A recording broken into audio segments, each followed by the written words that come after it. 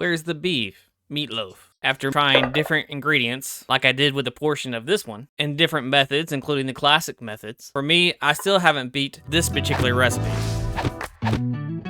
Onion, bell pepper, squash and or zucchini, pepper, garlic powder, and salt, with a shot of white wine, 3 pounds of ground beef, 2 whole eggs, and Italian breadcrumbs, or breadcrumbs and add Italian seasoning. For the topping, ketchup, Worcestershire sauce, and brown sugar.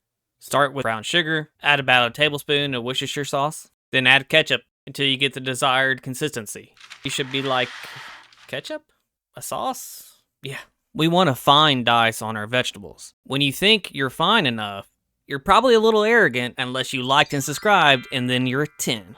A good starting off point is 1/3 cup of each vegetable and maybe a 1/2 cup of onions. We're going to saute the vegetables until the onions start to become translucent. In my never-ending quest to improve, or just fix something that's not broken, I tried the peanut butter vodka, like in our hamburger video. Not worth it. The only thing it did was cause the texture to be slightly more closed. Here, you would just add 1.5 ounces of white wine. So let's add our spices and gather all of our ingredients that's going to be mixed in, because we're going to get a little messy. We want everything to be mixed thoroughly, but not over-mixed. Begin to mix in. As you do, take note on how the meat feels, the density or resistance. We will need to remember this soon. Then our vegetables, mix until it's evenly distributed. My goal is for every bite to have all of the vegetables. Add both of our eggs, quick mix. Add 1/3 cup of our breadcrumbs. It should start to have that same resistance as it did before we added our eggs. If it's still too loose or sloppy, you can add some more breadcrumbs.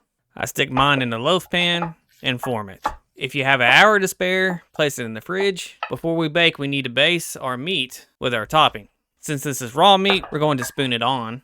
After a thorough coating, we're going to bake it at 350 degrees Fahrenheit for about 30 minutes, then put another coating of topping about every 15 minutes until the core temperature is about 155 degrees Fahrenheit, and then we put another healthy coating of topping and just let it brown. Hopefully it will get there before 165 degrees Fahrenheit, which we don't really want our meat going above.